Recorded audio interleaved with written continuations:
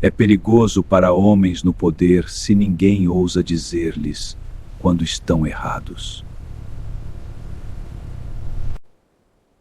Polônia, século XI. Uma nação em formação. Onde a fé moldava os homens, mas o poder ainda os corrompia. Reis lutavam por poder enquanto o povo clamava por justiça. E em meio a esse mundo, surge um homem chamado Stanislau.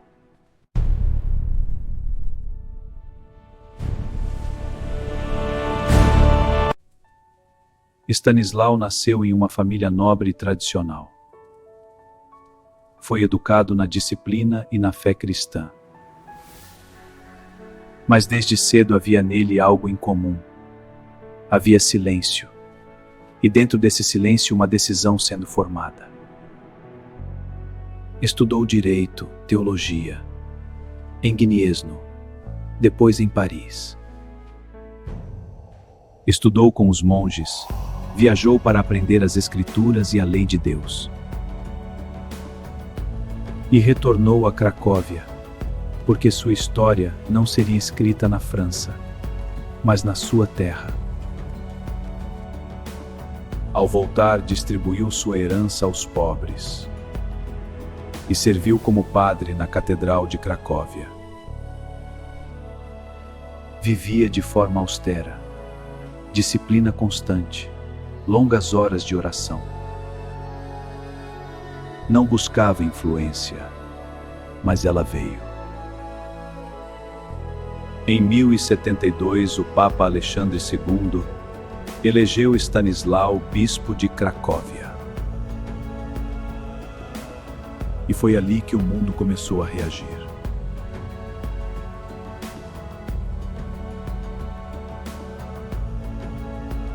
Um homem de Deus em meio a homens de poder. Stanislau permaneceu o mesmo. Visitava paróquias, cuidava dos pobres, com precisão quase pessoal. Sabia nomes, sabia histórias. Mas naquele tempo, o poder havia se tornado absoluto.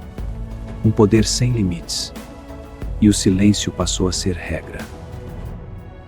Boleslau II era o rei. Um rei guerreiro. Conquistou terras, mas perdeu a alma. Ele tomava o que queria. Terras da igreja, esposas de nobres, a dignidade do seu povo. Stanislau, diante dessas injustiças, não se calou.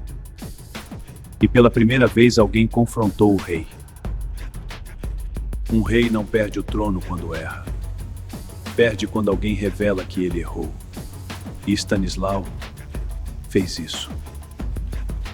A resposta veio como sempre vem. E naquele momento o poder se voltou completamente contra ele. O rei proibiu o culto e Stanislau foi expulso e ameaçado, retirando-se para uma pequena capela fora dos muros de Cracóvia. Stanislau fez o último ato possível. Excomungou o rei. Um grito espiritual contra a injustiça. Em uma manhã ensolarada de um domingo de primavera do ano 1079, Stanislau celebrava a missa. As mesmas palavras de sempre. O mesmo gesto de sempre. Mas não era um dia comum. Todos sabiam. Algo estava prestes a acontecer. E então as portas se abriram. O rei entrou, não como fiel, mas como juiz e executor. Não houve gritos, não houve fuga. Apenas um olhar. Um último momento onde dois mundos se encontraram. O poder e a verdade. A espada desceu dentro da igreja, diante do altar. E ali, diante de Deus, Stanislau foi morto.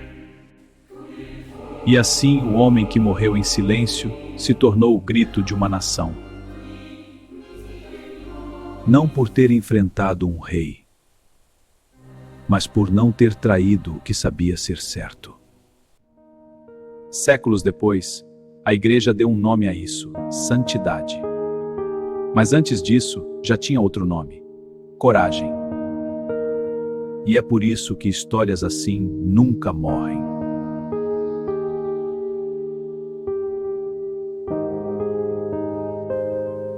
Porque sempre haverá um momento em que alguém precisa escolher: ficar em silêncio ou pagar o preço da verdade.